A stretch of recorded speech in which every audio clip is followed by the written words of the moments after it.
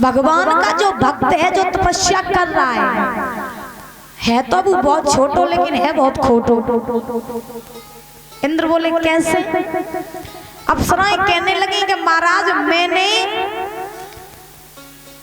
तपस्या तोड़ने की, समाधि तोड़ने के हर जतन कर लिए, लेकिन पता नहीं वो कैसा भक्त है, उसने तो अपनी एक कदम भी नहीं डिगाया अपने स्थान से।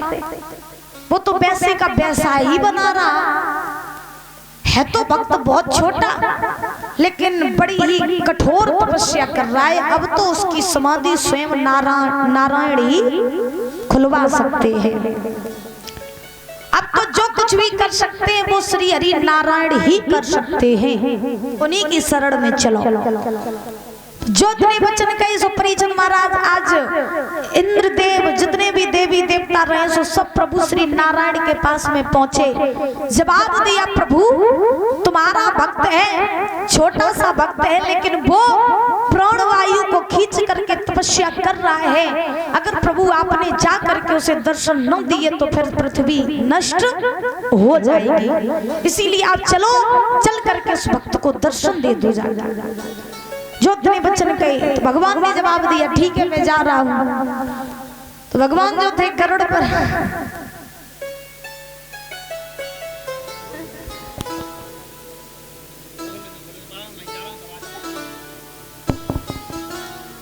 चला अब खोल दे होगा तुम्हें मन में इतनी लगी है तो खोल दे बोली भगवान की।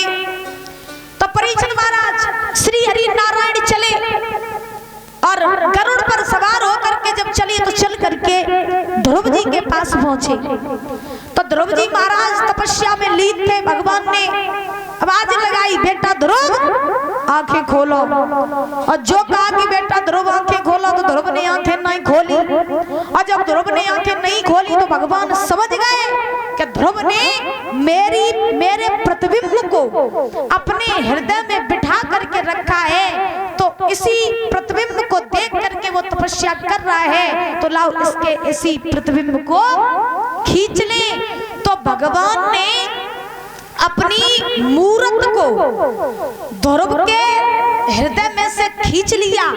और जब भगवान की मूरत को खींचा है प्रभु ने, और ध्रुव को जब वो प्रतिबिंब भगवान का नहीं दिखाई पड़ा, सोई महाराज ध्रुव जी पछाड़ खाए के गिर पड़े। और ध्रुव जी महाराज जब पछाड़ खा के गिरे तो भगवान ने गिरने नहीं दिया, बल्कि जैसे ही ध्रुव गिरे तैसे ही प्रभु ने उठा करके ध्रुव को अपनी गोद में बैठा लिया। बोलिए प्रभु श्री नारायण की।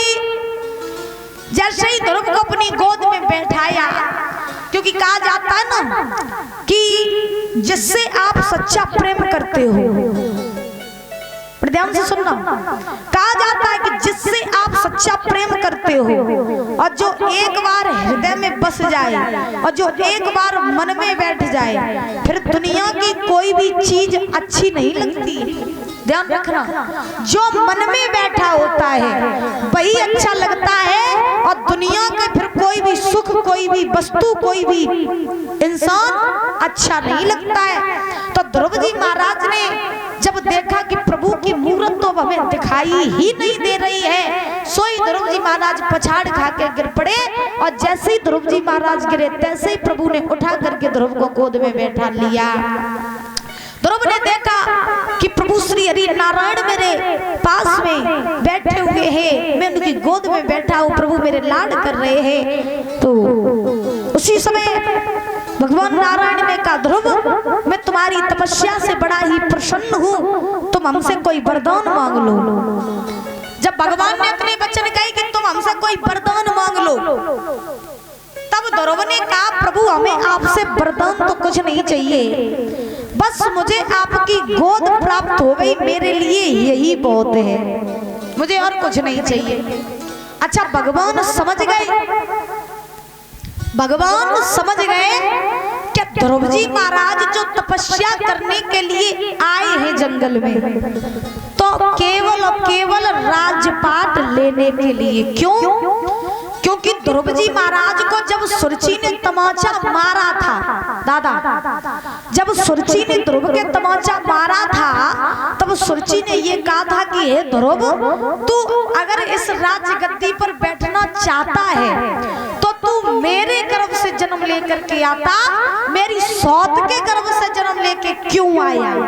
तब ध्रुव जी ने एक संकल्प किया था कि हे मौसी, तू इस राज्य के पीछे आज मुझे मार रही है, कोई बात नहीं, एक समय ऐसा आएगा जब तेरी आंखों के सामने ही मैं इस राजगद्दी पे बैठूंगा। ये ध्रुव जी महाराज ने संकल्प लिया था। तब ध्रुव जी महाराज जंगल में गए थे। अब ध्रुव जी महाराज कह तो सकते नहीं कि प्रभु हमें राज्य दे दो, है? तो ध्रुव जी महाराज कह रहे नहीं नहीं प्रभु, मुझे आपकी गोद प्राप्त हो गई, मेरे लिए यही बहुत है, मुझे कुछ नहीं चाहिए। लेकिन भगवान तो सब कुछ जानते हैं ना।